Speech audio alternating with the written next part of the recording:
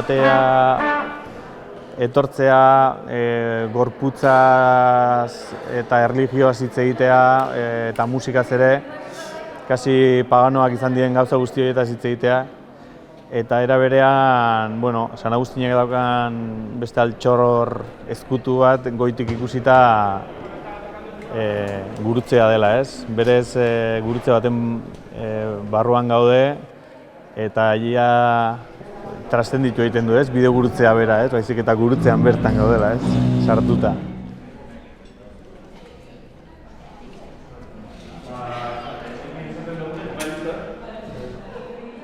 Proiektu honekin hasi ginenen hasiera baten zan, ostea, eta iritsiko geha 12 programa egitea, programa bakoitzean 3 talde edo musikari, 36 musikari lortuko ditu hau aurrera ateratzeko eta interesak intabar, eta gero gure sorpresako izan zen badakagula halako dokumentazio lan bat eginta gero, eta horrei ere eskerrak badok musika zuzenean, egia esan egiten ari duten lana guretzako izan da, vamos, txapela kentzeko eta.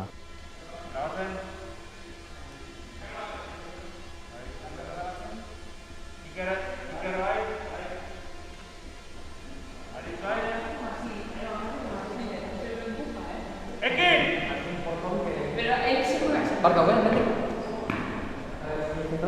Vale. Presta.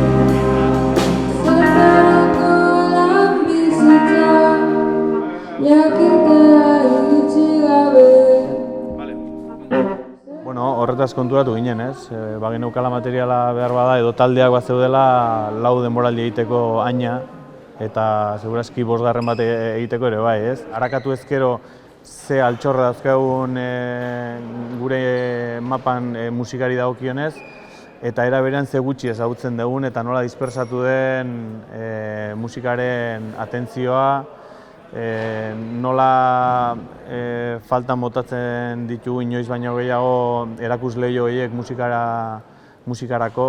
Beste disiplina artistiko batzuetako ere bai, baina kasu honetan musikarako ere bai, eta orduan hor nolabait ere gu lantaldea bera, nik hasita eta gero lantalde guztiak redeskubritzen ari dugu euskal musika eta dagoen talentu guztia.